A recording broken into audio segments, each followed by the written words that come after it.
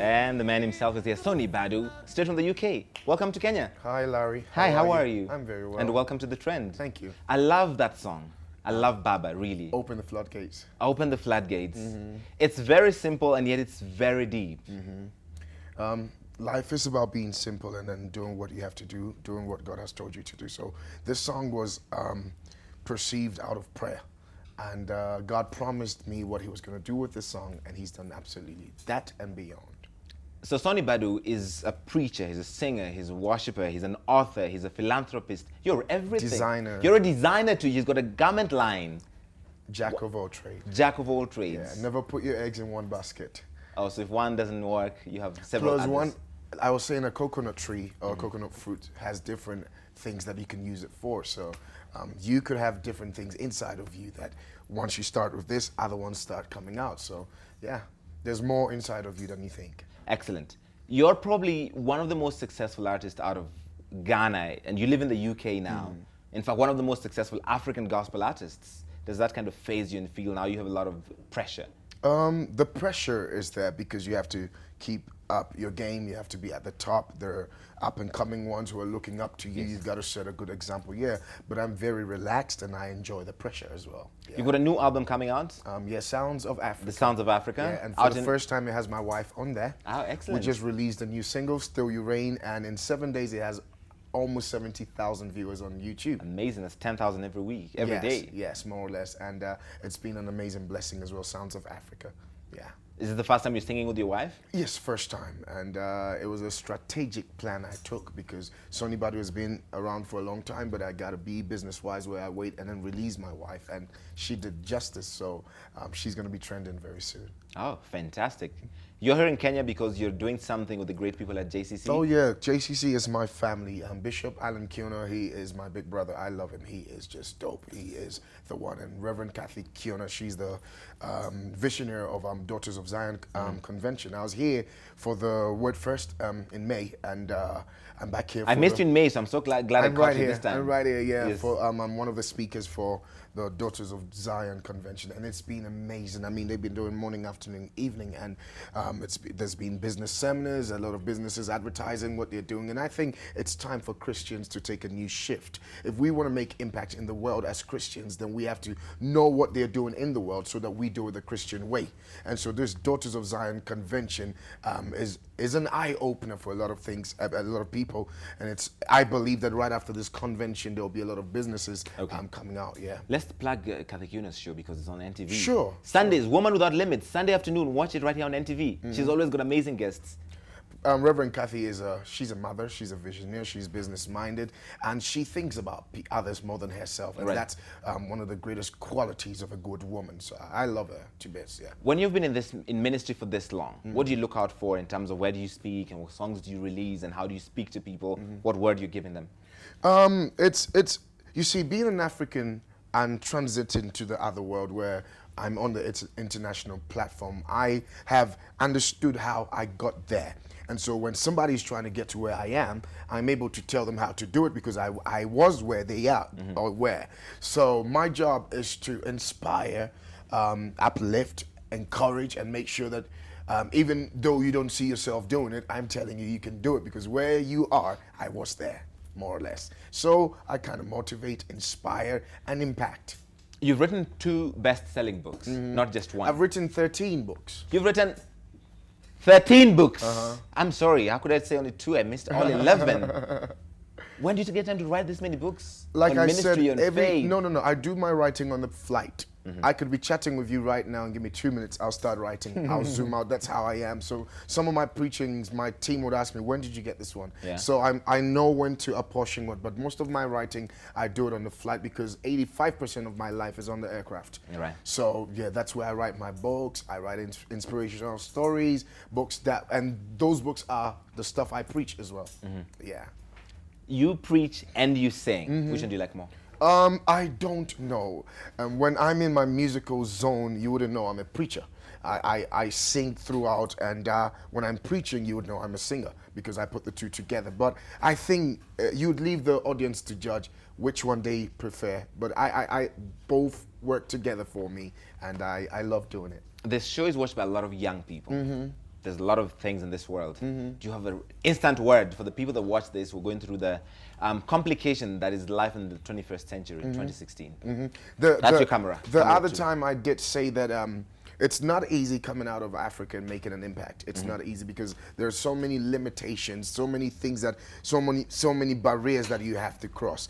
But see that as challenges, because the higher your barrier is, the higher you have to jump. The higher you jump, the better you become and the wiser you become.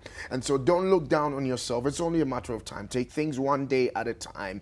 Be consistent and constant with what you do. Even if it doesn't work the first time, keep going. Just keep going. One day you will surely meet somebody, one person that believes in you, and that person will catapult you to your next level. You see, so life is about meeting your destiny helpers, and it takes one person to give you a business card to say, call me, and that's it. So keep believing, don't cut corners, don't try and do this and that to get to destination quicker. You will surely get there. Just believe in yourself. Interesting you mentioned cut corners, because sometimes you see people who are like, I'm faithful. You know, that good and faithful servant. But there are people who are cutting corners and they're getting there before me. They're being more successful. They're being more prosperous. How is God rewarding when you people? cut corners, you don't last long.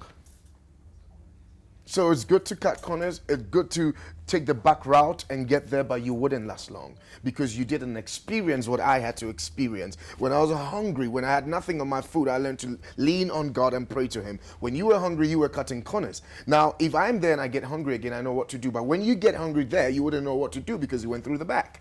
That's how it works. There's a sense of disillusionment, which is why is it that people who are wildly are prospering and I, who is keeping the faith, doesn't seem to be getting them? And people compare themselves in this world, right? Because everybody's showing off how awesome their life is on Facebook, and you're like, why don't I have those things? It's simply because the people of the world work with excellence. The people of the church are still working towards excellence. Everybody buys into quality.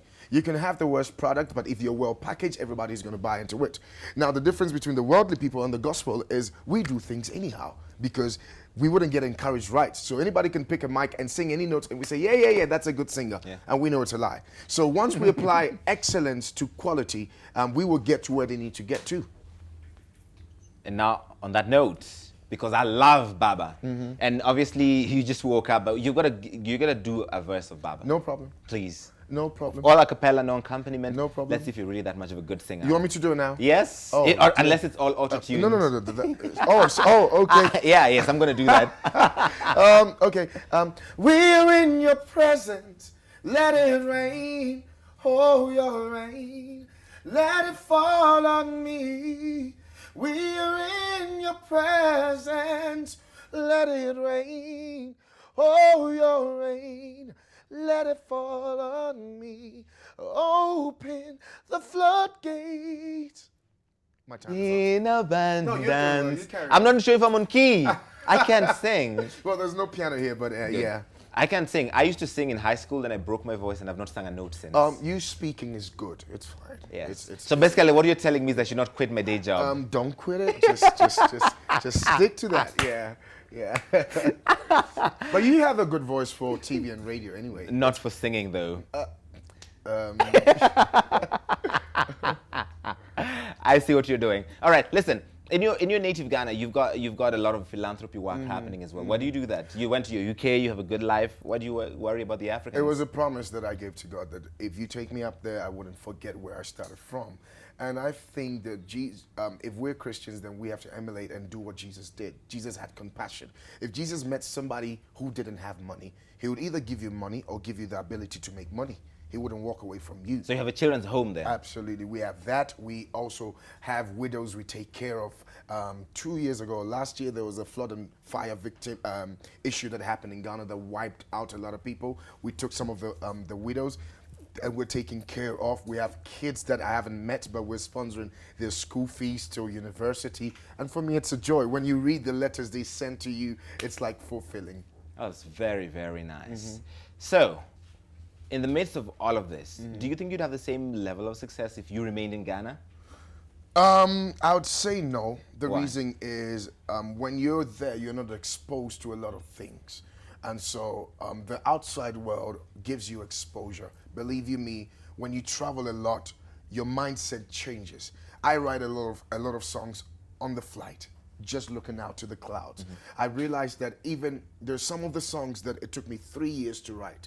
because God is like, okay, hold on. When you get to Australia, that's when I give you part 2. Right. So I've had the privilege to travel all over, and it's really opened my eye to the spirit of excellence. I've learned a lot along the way, and so if I was back home, I wouldn't have propelled or gotten to where I need to get to as fast as I have now. What's your hair secret? Because I have a small hair problem here. Yeah.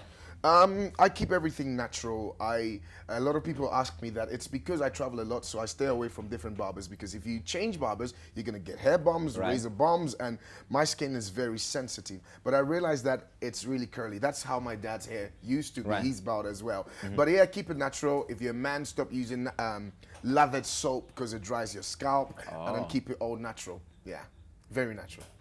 I think mine is too late now. I've lost a lot of hair You here. can still Some save going it. Get back a lot here. of head massage. Let the blood circulate. Stress release. A lot of people who stress out a lot lose their hair, both men Really? and women. Yeah. Oh, wow. Look at that. I'm taking hair lessons from Sonnie Badu. Who would have thought? Let's go to the internet and see what they're saying on the Twitters. Kristen. Yeah, it's funny you talked about hair, because the first feedback here from hashtag says, Larry, ambia huyo msee akuwe nywele. Yeah, somebody says that you Big should share a bit of your hair with me in Swahili. Oh, they Because the want- contrast is Oh, that's yeah. that's the first thing. The contrast between your hair and mine, or my lack of, is quite stark. Oh, dear. All right, what else is out there? Yeah, we've got so much feedback for him. Anne Mogure says, I love Sonnie Badu. Listen to his songs and I feel like I can touch God's feet. Oh, bless you. It's really So awesome. sweet. And then we have Pin who says, we're in your presence, let it rain, love that song. I told you that song is popular in Kenya still. It's popular everywhere, like in America, everywhere, and it's very humbling, extremely humbling. Yeah. It is an excellent song. All right, what else is out there? Yes, more love. Alice Saidi saying, Sonnie Badu on the trend, I love your music, man. Awesome. Excellent, And excellent. Teddy saying, Sonnie Badu is really blessed. His music is so touching. We love you, man. Bless you, Ken. And finally, Nathaniel saying, oh, Sonnie Badu, your music is amazing. Open the floodgates, and Adonai are my 2 favorite songs. Hey, More Nathaniel, bless you. blessings. Look at that. So I didn't make it up. You see, people actually do love your music. Bless your heart. This is straight Maybe out we of should do a stadium. Sonnie Badu live at the Kenyan. Which stadium is it? What's it? Kasarani. Kasarani. Kasarani. It's a huge Okay. 60,000 seater stadium. I want that. Will you fill 60,000 seater God stadium? will son? fill it, not Sonnie Badu. Ooh, I see what you did Uh-huh. there. Well done. I can't argue with that. That's the same question I was asked when I was doing the Ghana stadiums, 2 stadiums. They said, can you fill it? I said, it's not my business. It's God's business. And he filled 2 stadiums. So if he's done it there, then he can do it here too. We just need a matter of time to plan it well. But yes, Kenya. What's the name of the place? Kasarani. Kasarani Stadium. So Sonnie Badu live in Kasarani Stadium 2017. How it happened, I don't know, but it's going to happen. You're a man of immense faith. Oh yeah, it will happen. And you will stand by me when I'm going on stage, and I told you it will happen. I can't wait for it to happen. Yeah, and the JCC choir is going to be by me. They say I'm what? just telling you how it's going to happen. I'm going to do a song with Reverend Kathy. I'm going to tell you how it's going to be. And Bishop Alan Kiona would introduce me. It will happen. 2017. Yeah. It's happening. Sonnie Badu live at the Kasarani. It's huge. It is really quite big. Thank you so much for honoring us. Thank you, Larry. When are you back in Kenya? We love you. We love having you here every time. I don't know. Maybe December. Maybe in December. Yeah, but I love Kenya. I love JCC. They treat me really good, and I'm so in love with them. I'm committed to them. So thank you, JCC. That's my badge here. And I love Kenya. Thank you. Sonny, asante sana. I'm Sana. That's what we say. You say karibu. Karibu. It's welcome. Okay. Yes. All right. Thank you. That's awesome, man. We love him, and he's really great. Buy his music, all his albums. How many On albums? iTunes, we have 3. There's a new one coming, Sounds of Africa. Sounds of Africa. There's a new one, Still You Reign. It's all out on iTunes and social media. Buy all his music. They're great. Every single one of them. I recommend all of them.